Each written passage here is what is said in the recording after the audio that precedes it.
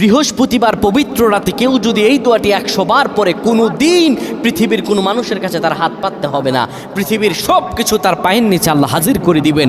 দারিদ্রতা থেকে মুক্তি দান করবেন, বিপদ আপদ থেকে মুক্তি দান করবেন, তার সম্মানকে সুউচ্চতা দান করবেন, অসুস্থতা থেকে দূরে রাখবেন। আল্লাহর অশেষ দয়া ও রহম তাকে দান করে দিবেন। সুবহানাল্লাহ। বৃহস্পতিবার রাত এটি গুরুত্বপূর্ণ রাত। এই রাত সপ্তাহে একদিন আসে।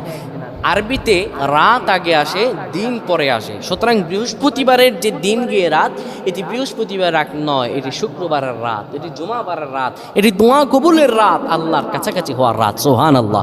এই বৃহস্পতিবার রাত আল্লাহ তাআলা বান্দার দোয়া কবুল করেন।